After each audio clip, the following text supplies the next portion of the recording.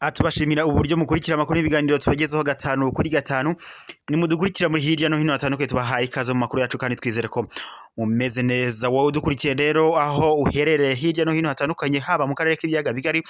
tugahaye ikaze mu makuru yacu kandi twizere ko umeze neza kuri we rero waba utarakanda subscribe cyangwa sabone bitewe n'ururimi ukoresha ndagushishikariza gukandaho maze ukazajya uba mbere kubona amakuru n'ibiganiro tukugezeho gatanu kuri gatanu twihuse cyane rero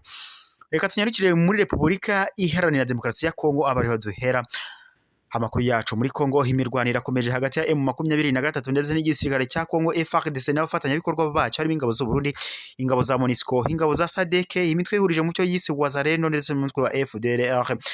n'urugamba kandi rukomeje guhanganisha izi mpande zombi ari nako ndetse umutwe witwaje intwaro wa M23 ukomeza kugenda wigarurira ibice bitandukanye byo muri Kivu cy'amajyaruguru nko mu duce nko muri territoire ya Masisi Rucuru ndetse na Nyiragongo ni mu gihe kandi abaturage batuye iki gihugu bakomeje kugenda binubira uburyo bakomeje gukurwa mu byabo ndetse bakabuzwa umutekano ni mu gihe kandi kuri ubu rero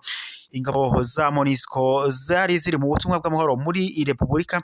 Iharanira Demokarasi ya Kongo mu minsi ishize humvikanye amakuru avuga ko zaba zaravanywe mu birindiro byazo zari zirimo ni mu gihe kandi ingabo igisirikare cya Kongo FARDC cyashyize amakuru ahagaragara kivuga kuri iri yimuka cyangwa se kuri ukuguta ibirindiro kw'ingabo za MONUSCO ziri mu butumwa bw'amahoro muri Repubulika Iharanira Demokarasi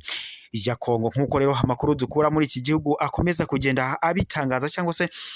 bikomeje kuvugwa biravuga ko nyine ingabo za MONUSCO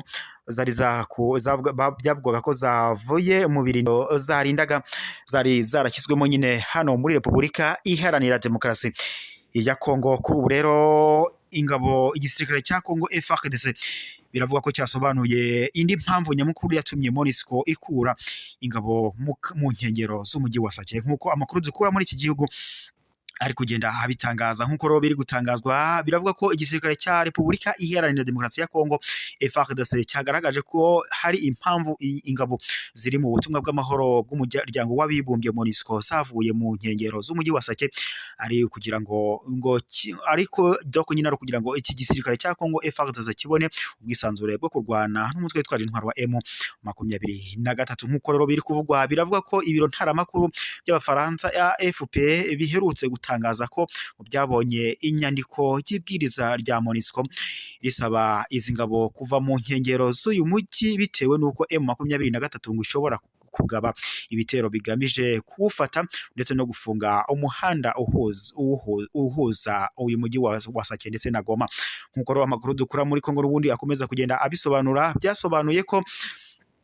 ngo hashingiwe kuri iri bwiriza ingabo z'abahinde zavuye mu birindiro bitatu tariki ya 4 Mata 2024 zikerekeza igoma ngo kandi ngo nyuma yaho M23 yarabifashe ndetse ngo ihashinga ibirindiro byayo by'ubwirinzi nk'uko amakuru n'ubundi dukura muri iki gihugu akomeza kugenda abivuga rero biravuga ko umuvugizi wa FARDC mu ntara ya Kivu y'amajyaruguru Lieutenant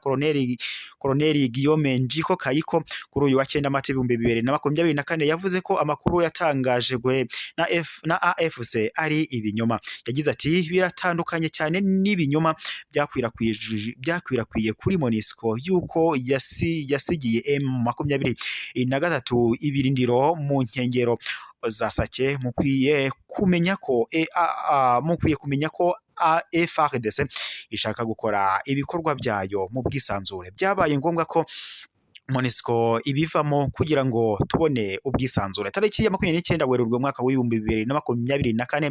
MONUSCO yatangaje ko yavuye mu birindiro byayo bya Rwindi ndetse na Nyanzare isobanura ko yabikoze kugira ngo ijye kongerera imbaraga ibindi bice ikoreramo nk'uko rero amakuru dukura muri iki gihugu akomeza kugenda abitangaza ibi birindiro ntibyari ngo bikiri ibya MONUSCO kuko M23 yari erutse kubifata byombi ubwo yari ihanganye na FARDC izi ngabo ziri mu butumwa bw'amahoro zanenzwe kenshi kuba ngo ntacyo zigeze zikora ku barwanyi b'uyu mutwe witwaje intwaro wa M23 ni mu gihe kandi leta ya Kongo by'umwihariko igisirikare cya Kongo FARDC cyakomeje kugenda gishinja izi ngabo za MONUSCO ngo ko zaba zikorana n'umutwe witwaje intwaro wa M23 gusa amakuru yakomeje kugenda nayo atangazwa n'umutwe witwaje intwaro wa M23 na gatatu yavugaga ko iki gisirikare cya Kongo FARDC gikorana mu by'urugamba n'ingabo za MONUSCO. Ni mu gihe kandi mu gihe gishize ubwo ingabo za MONUSCO ingabo za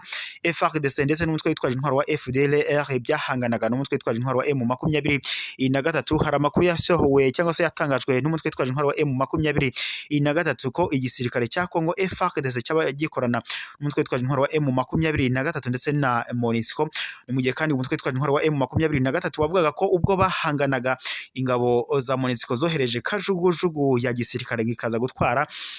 inkomere za FARDC ndetse na FDLR zikajya kuvurirwa mu mujyi wa doko nyine zikajya kuvurirwa ibukavu aho ngo zari zakomeretse. Ni nkuko rero amakuru yakomeje kugenda atangazwa mu gihe gishize, n'ubundi leta ya Kongo yari yakomeje kugenda itangaza ko cyangwa se ishinja ingabo za MONUSCO ngo ko zanze ngo kurasa kuri M23 ubwo ngo yinjiraga mu gace ka Rwindi, ndetse ingabo za FARDC zikaba zarashinjaga MONUSCO ngo ko yaba ikorana na M23 ndetse ngo ari nayo mpamvu yahaye rugari umutwe twaje intwaro wa M23 mu gace ka Rwindi. Ni mu gihe kandi M23 yafashe agace ka Rwindi ndetse na Nyanzare mu bihe bitandukanye, ndetse M23 ikimara gufata utu duce dutandukanye, Kongo yakomeje gushinja MONUSCO ko yaba ikorana n'umutwe witwaje intwaro wa M23. Mwe rero mukurikiye amakuru n'ibiganiro tubagezeho 5 kuri 5 n'amakuru mugezwaho n'umuyoboro wa YouTube wa Rwanda Top News, ubagezaho amakuru n'ibiganiro biba bitandukanye, by'umwihariko twibanda ku makuru abarimo aravugwa hano mu karere k'ibiyaga bigari, by'umwihariko amakuru abavugwa muri politike ndetse n'umutekano. Kuri wowe rero waba utarakanda subscribe kuri uyu muyoboro wa YouTube wa Rwanda Top News, ndagushishikariza gukandaho maze kuzajya uwa mbere kubona amakuru n'ibiganiro uyu muyoboro wacu wa YouTube ugenda kugezaho 5 kuri 5. Ndabashimiye mukomeze kugira impagarika n'ubugingo mwe mudukurikiraho muri hirya no hino hatandukanye. Amakuru yacu nakagaruka gukomeza kugira impagarika n'ubugingo kandi muhaye muronke nyagasani habane namwe. Amakuru yacu nakagaruka mukomeze kugira impagarika n'ubugingo kandi mugira ibihe byiza.